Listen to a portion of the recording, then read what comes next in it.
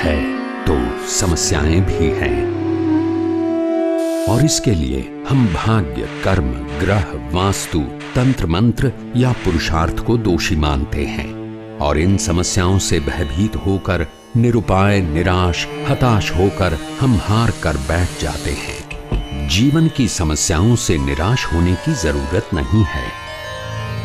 यदि मनुष्य तय करे और सद्गुरु की कृपा हो जाए तो जीवन में कुछ भी असंभव नहीं है, क्योंकि ईश्वर ने हमें जन्म के साथ वो शक्तियाँ दे दी है जिनके द्वारा हम जीवन में कुछ भी प्राप्त कर सकते हैं। जरूरत है अपने आप को पहचानने की। मंत्र योगी राज्य गुरु पूज्य श्री ध्रुव दत्त व्यास के मार्गदर्शन का लाभ पाएं।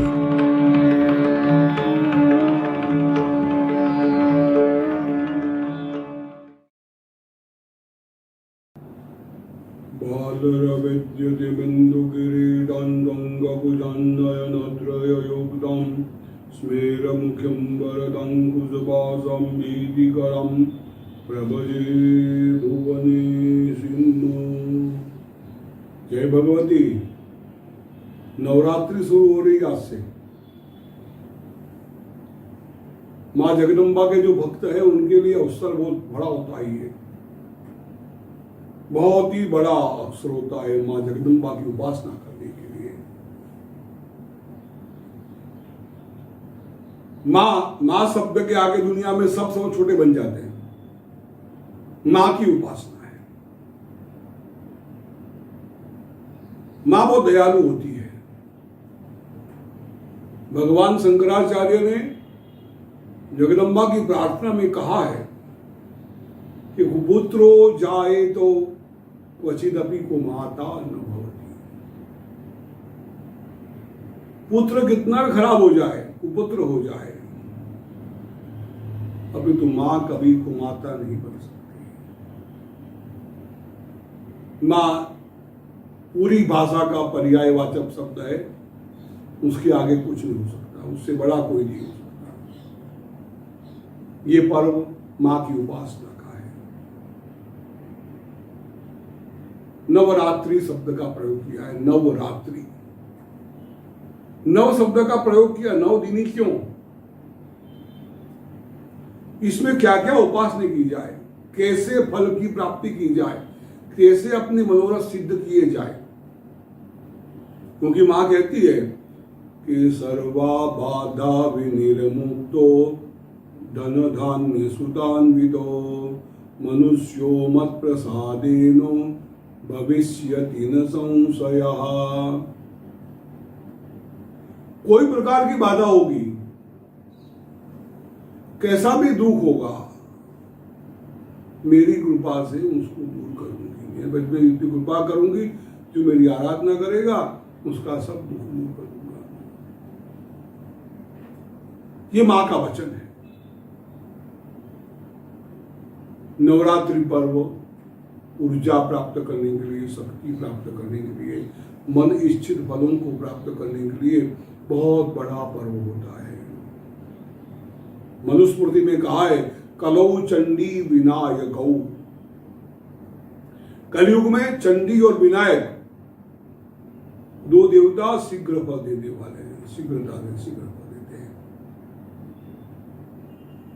ये 9 दिन में कौन सी उपासना करनी चाहिए, कौन से देव की पूजा करनी चाहिए, किस तरह से उस मंत्रों की जाप करना चाहिए, कैसे मंत्र की सिद्धि प्राप्त करनी चाहिए, ये सब में चीजें धीरे धीरे आपको बताता जाऊंगा। चंडी उपासना के लिए कई पर्याय हैं, कई मार्ग हैं। 9 स्वरूप मां दुर्गा के 10 महाविद्याएं, 64 योगिनी, ये सब बहुत से स्वरूप मां दुर्गा के हैं। शायद मंत्र मार्ग में, तंत्र मार्ग में शक्ति का विकल्प जो है, शक्ति का जो भाग है, उपासना जो है, वो सबसे बड़ी है और गारंटेड ये फल देती है। उपासना करने वाले को अवश्य फल देती है। ऐसा चंडी पाठ में कहा है, हर जगह कहा है। कि कैसे उपासना की जाए, किस तरह से उपासना की जाए, कैसे फल पाया जाए। तो अभी हम बहुत सी बातें नहीं करेंगे, शुरुआत करेंगे दुर्गा सप्तशती से। इसको चंडी पाठ भी कहते हैं, दुर्गा सप्तशती भी कहते हैं। ये पाठ पूरे हिंदुस्तान में जो देवी उपासक है उनमें बहुत लोकप्रिय है, और आमतौर पर हर घर में जहां जहां देवी की उपासना होती है वहां वहां इसका पाठ होता ही है, चैत्र का पाठ होता ही है। दुर्गा सप्तशती, सप्तशती का अर्थ होता है 700 श्लोक, सती 700 और 7, सप्तशती अंकानाम वामतो गति। 700 श्लोक जिसके अंदर है उसको, और उससे दुर्गा की स्तुति की गई है, दुर्गा के चरित्र का वर्णन किया गया है, उसको दुर्गा सप्तशती कहते हैं। नवचंडी करो, सतचंडी करो, सहस्त्रचंडी करो, उन सब में इसी पाठ का पाठन होता है, चरित्र का पठन होता है, और उसके दशांश भाग का हवन होता है, यज्ञ होता है। ये क्या है कि मेरा जो मानना है, मेरा जो अनुभव है, मैं ये मानता हूं कि ये चंडी पाठ, मानता हूं नहीं हूं, ये सत्य है। दुर्गा सप्तशती और श्रीमद् भागवत गीता दोनों का मार्ग एक ही है। भगवद गीता का स्पष्ट उपदेश है, भगवद गीता का स्पष्ट उपदेश है, और वो बहुत ही बुद्धिशाली लोगों के लिए वो उसकी रचना हुई है। क्योंकि आम जनता का क्या, जिनमें ज्ञान की कमी है, जिनमें भक्ति है परंतु उस मार्ग नहीं दिखता है, उनके लिए दुर्गा सप्तशती भगवद गीता की बरोबरी कर सकती है। कैसे करेगी मैं आपको बताना चाहूंगा।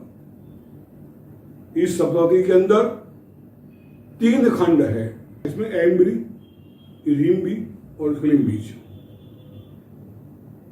ये 3 बीज बहुत महत्व के हैं। मंत्रों से ज्यादा बीजों में शक्ति होती है। ओमकार है, ओमकार प्रणव बीज है, सर्वश्रेष्ठ है। उसके बाद ऐम भी जाता है, ह्रीम भी जाता है और क्लीम भी जाता है। इस ए बीजों का उपयोग देवताओं की उपासना के लिए भी होता है, परंतु देवी के अंदर, देवी उपासना में सबसे महत्व के बीज होते हैं। सब 3 देवता जो ब्रह्मा विष्णु महेश से जो है, उनका ही स्वरूप महाकाली, महालक्ष्मी, महासरस्वती, ये तीनों शक्तियां इसके अंदर आती है। एक देवी जो संहार की देवी है महाकाली, एक देवी महालक्ष्मी जो पालन की देवी है, और महासरस्वती जो उत्पन्न की देवी है।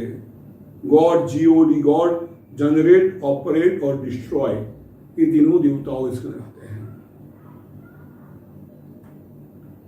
जगदम्बा महादेवी की उपासना के लिए, मन की प्राप्ति के लिए, स्वर्ग की प्राप्ति के लिए, देवी की प्राप्ति के लिए ये चंडी पाठ बहुत महत्व का है। अब प्रथम चंद्र की बात करेंगे हम, और गीता की बात करेंगे। गीता के बरोबर चलता है ये। भगवान ने गीता में बार बार कहा कि काम ऐसा, क्रोध ऐसा, दर्प ऐसा, 3 चीजें, काम, क्रोध और अहंकार, इनकी विस्तृत स्तुति आम जनता के अंदर दिमाग में बैठ जाए, इसके लिए इसको कथा के रूप में कही गई है। प्रथम चरित्र भगवती महाकाली का है। इस चरित्रों का वर्णन करूं न तो कई साल निकल जाए, लेकिन संक्षेप के अंदर बताने का, आगे का बताता रहूँगा मैं आपको कैसे कैसे क्या उपासना होती है, यंत्र कैसे हो, मंत्र कैसे होते हैं और कैसे उसकी उपासना की जाती है। प्रथम चरित्र वैवस्वत मनु के पुत्र जो हुए, उनका जन्म मां जगदम्बा की उपासना से कैसे हुआ और कैसे वो मनु बने, इसकी कथा से मार्कंडेय पुराण के अंदर ये शुरू होती है। मार्कंडेय ऋषि इसकी देवी का महात्मा समझाते हैं कि प्रथम चैत्र जो है उसका देवी जो है, उसका जो अधिष्ठात्री है वो भगवती महादेवी महाकाली है। उसका ऋषि जो है वो ब्रह्मा जी है। ऋग्वेद इसका बीज है, एम बीज है उसका। महाकाली हमें भयंकर दिखती है, भयानक दिखती है। काल, अज्ञान ये भयानक ही होते हैं, डरने की जरूरत नहीं। मां है वो, उसका वर्णन किया है। खड्गम चक्र गदे सुचाप परिधा शूलम भुसुंडिम शिरा संघम संददतिम करे त्रिनयना सर्वांग भूषावृताम नीलास्मद्युतिमास्य पाददशकाम सेवे महाकालिकाम यामस्वौतपिते हरु कमलजौ हंतुम मधुम कैटभम। ये महाकाली जो है वो अज्ञान को नाश करने वाली, ज्ञान देने वाली देवी है। ये रात्रि शब्द का अर्थ होता है अज्ञान, काली शब्द का अर्थ होता है अज्ञान। जहां अंधकार है वो अज्ञान है, और अज्ञान में जो शक्ति है, जो प्रचंड शक्ति है ज्ञान की, उसका दर्शन कराती है महाकाली। काली की 8 स्वरूप है, दक्षिणा काली, श्मशान काली, वामा काली, दक्षिण काली, 8 स्वरूप है। महाकाली उसमें मुख्य है। ये नील स्वरूप की है, काली है बिल्कुल, कलर जाए तो पैसे वापिस, इतनी काली है। इसके 10 भुजाएं हैं, 10 बाद है इसके, 10 मुखार बिंद है इसके, 3 नेत्र है, और शस्त्र अस्त्रों को उसने धारण किया है।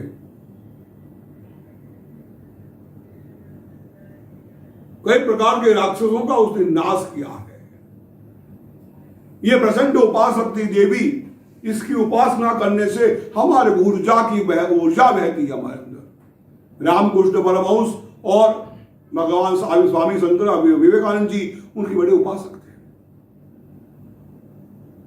भगवती महाकाली ज्ञान देती है, शक्ति देती है। हमारे में कमजोरी है, अगर कोई तकलीफ है तो हमारे में ज्ञान आ जाता है, और उसकी शक्ति उपासना से ज्ञान प्राप्त होती है। ये प्रथम चैत्र की देवी महाकाली है, और प्रथम में क्या है ये मैं आपको कल और बता दूंगा। तब तक के लिए जय भगवती। वीडियो देखने के लिए धन्यवाद। हमारे वीडियो को लाइक और शेयर करें और हमारे YouTube चैनल को सब्सक्राइब करें। गुरुजी से नियमित ज्ञान प्राप्त करने के लिए सोशल मीडिया पर हमें फॉलो करें।